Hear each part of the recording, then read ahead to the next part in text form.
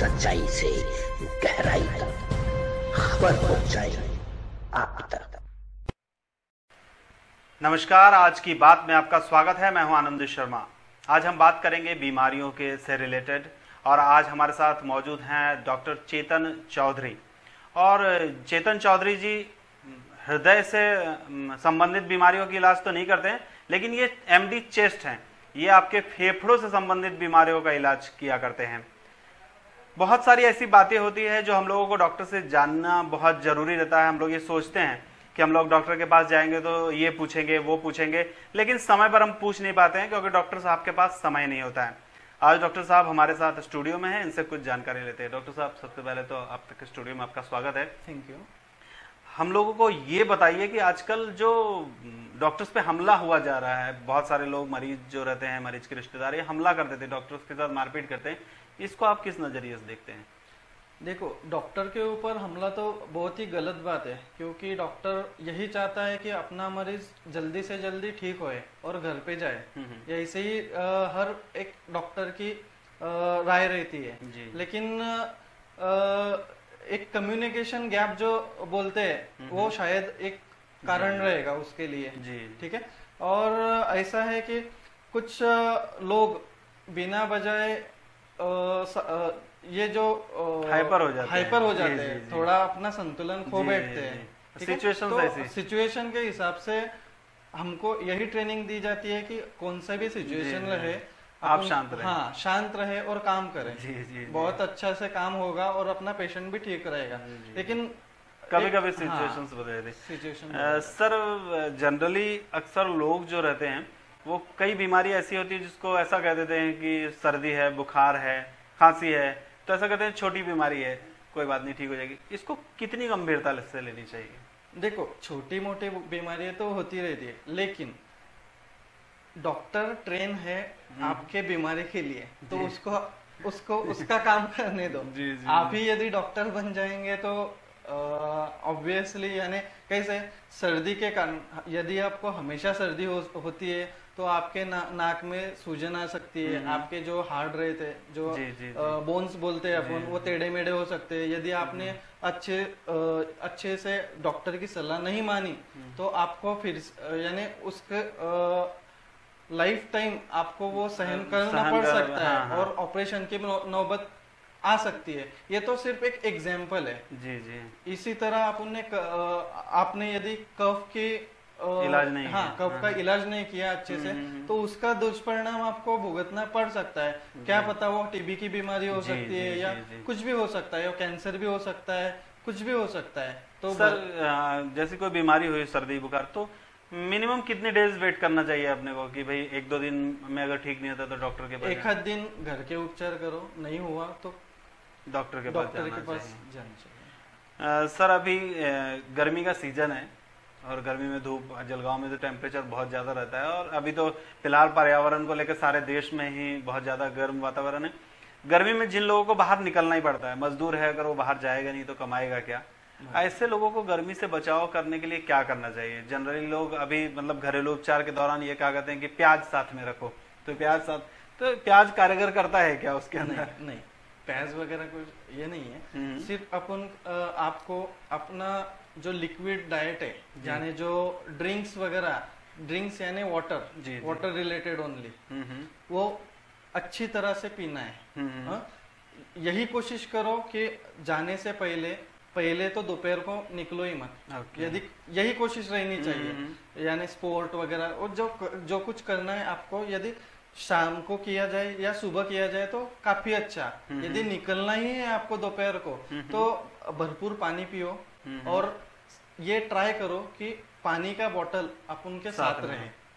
ठीक है। और जो अपने पहनाव के कपड़े हैं वो सादे कलर के होने चाहिए, वो लूज होने चाहिए। स्पेशली वो जो कॉलर रहता है कॉलर में और ये कमर में बहुत लूज होने चाहिए। फैशन भारी पड़ सकता है। हाँ, फैशन बहुत भारी पड़ सकता है। सर, ऐसी कौन सी दवाइयां हैं जो जनरली लोगों को अपने घर में रखनी चाहिए, जिससे मतलब जरूरत पड़े तो रात का अगर 12 बज रहे हैं रात के और डॉक्टर के पास तुरंत नहीं पहुंच पाए तो कौन सी ऐसी मतलब दवाइयां हैं जो रखनी चाहिए? ठीक है। ऐसे दवाई तो एक भी नहीं रखनी चाहिए। फिर भी आप ही पूछ ही रहे हैं तो पैरासीटामोल एक दवाई है जो बुखार के लिए काम आती है। यदि आपको बुखार आया तो वो पैरासीटामोल ले सकते हैं, हाँ, लेकिन उसका भी डोज हर एक एज के लिए और हर एक वेट के लिए यानी वजन के लिए अलग अलग है। तो फिर एक बार डॉक्टर से सलाह ले लेना कि आपको यदि बुखार आए तो ये गोली लेना अच्छा है या नहीं है, ठीक है सर। छोटे बच्चों के लिए कोई ऐसी दवाई? सिरप रहता है, सिरप पैरासीटामोल जैसे गोली रहता है ना, वैसे ही सिरप फॉर्म में आता है जो लिक्विड रहता है, उसको यूज किया जा सकता है। और सर गर्मी में बचाव के लिए कोई ग्लूकोज, ये जो पाउडर्स आते हैं, इलेक्ट्रॉन, ये सब वर्क करते हैं? इलेक्ट्रल पाउडर वर्क करता है, जो WHO का फॉर्मूला है, जो recommended by IMA, recommended by Indian medical association ने जो रिकमेंड किया है या WHO ने जो रिकमेंड किया है, वर्ल्ड हेल्थ ऑर्गेनाइजेशन ने, वो चलते हैं। सर आप MD चेस्ट हैं, तो हमारे दर्शकों को बताइए कि चेस्ट से संबंधित कौन सी बीमारी होती है, उसके लक्षण क्या होते हैं? देखो, सर्दी खांसी ये चेस्ट से रिलेटेड है। खांसी या खांसी में खून गिरना या धाप लगना, छाती में दर्द होना, ये सब चेस्ट के रिलेटेड बीमारियां हैं। सर फेफड़े से संबंधित बीमारी में सबसे ज्यादा तो टीबी ही माना जाता है, तो टीबी मतलब कैसे होती, कैसे टीबी? मैं खुद ये जानना चाहता हूँ कई दिनों से कि टीबी आखिर होती कैसे, क्या होता है, क्या है टीबी? मतलब बहुत बड़ी बीमारी होती है अगर देखा जाए तो, और लोग कहते हैं कि टीबी ठीक भी हो जाती है।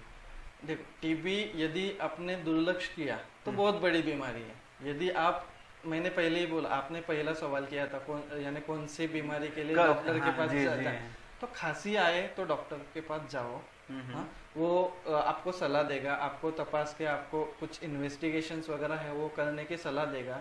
उसके ऊपर आपको यदि टीबी रहेगा तो वो एज अर्ली एज पॉसिबल यानी जितना जल्दी हो सके उतना जल्दी डायग्नोज होगा, यानी उसका तपास होगा और उपचार जल्दी से जल्दी हो जाएगा। टीबी एक इन्फेक्शियस बीमारी है, वो एक प्रकार का इन्फेक्शन है, ठीक है। यदि उसके लक्षण दिखने लगे तो उसको अपन बीमारी बोलते हैं, ठीक है। ज्यादा यानी 60 to 70% of the Indian population is having TB infection, यानी समझो 100 में से 60-70 लोगों को तो टीबी का इन्फेक्शन है, लेकिन बीमारी नहीं है। बीमारी कब कहा जाता है? जब आपको लक्षण दिखाई दिए, तब उसको। और टीबी ज्यादातर फेफड़ों का होता है क्योंकि वो हवा से फैलता है, फेफड़े का टीबी हवा से फैलता है। यदि एक टीबी का आदमी, जो बीमार आदमी वो खांसे आपके ऊपर, तो आपको भी, यदि आपका रोग प्रतिकार शक्ति कम है तो आपको भी वो प्रादुर्भाव हो सकता है, वो टीबी हो सकता है। सर आपने अभी बताया कि हमारे पास बीमारी से लड़ने की ताकत होनी चाहिए, अगर नहीं हुई तो हम लोगों को टीबी जैसी बीमारी भी हो सकती है हवा के जरिए। जनरली खाने में क्या खाना चाहिए जिससे आदमी में ये सब रोग प्रतिरोधक शक्तियां हो? आजकल लोग फास्ट फूड ज्यादा खाने लगे हैं। अच्छा, फास्ट फूड छोड़ के सब कुछ खाना चाहिए जो अपने घर में पकता है जी सर। आज और हर एक चीज खाने में इम्पोर्टेंट है। खाने में जितना वैरायटी होए उतना अच्छा रहता। जितने कलर्स होंगे, जितने कलर्स के वेजिटेबल्स होंगे, उतना एंटीऑक्सीडेंट आपको मिलेगा और जो आपके इम्यूनिटी बढ़ाने में, रोग प्रतिकार शक्ति बढ़ाने में काम आता है।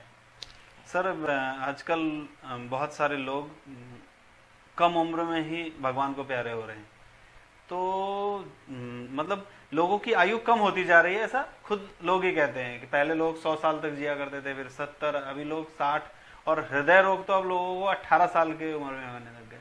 इसका रीजन क्या हो सकता है? उसके बहुत सारे कारण हैं। पहला कारण तो बताऊंगा, लोगों को बहुत सी आदतें रहती है, जो सिगरेट, तंबाकू और अल्कोहल। हाँ?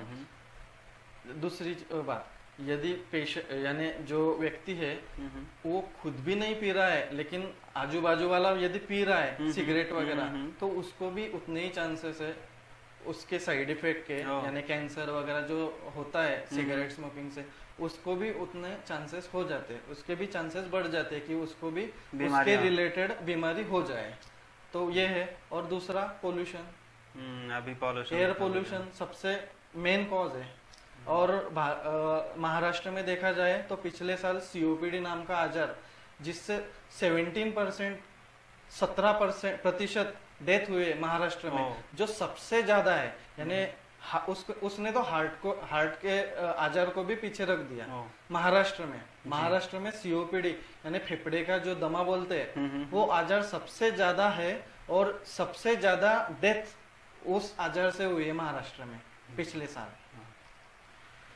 हमारे साथ थे डॉक्टर चेतन चौधरी, जिन्होंने आपको छोटी छोटी सी बातें बताई है। यही बातें शायद आप डॉक्टर के पास जाकर पूछना चाहते थे, लेकिन आप पूछ नहीं पाते थे। सर, आपने हमारे दर्शकों को जो भी जानकारियां दी वो कहीं ना कहीं अमूल्य है। आप हमारे यहाँ आए और हमारे दर्शकों को जानकारियां दी, इसके लिए आपको बहुत बहुत शुक्रिया। हमारे साथ डॉक्टर चेतन चौधरी थे, जो बता रहे थे कि किस तरीके से क्या होता है। इन्होंने एक बहुत महत्वपूर्ण बात बताई कि अगर आपके आसपास भी कोई स्मोकिंग करता है, सिगरेट पीता है, तो उसका असर आपके ऊपर भी हो सकता है। तो ध्यान रखिए, सार्वजनिक जगह पर न सिगरेट पिए, न धूम्रपान करें, न किसी को करने दें। आवाज उठाइए और खुद के लिए जिए। हम आपसे फिर मुलाकात करेंगे अगले एपिसोड में। तब तक के लिए नमस्कार।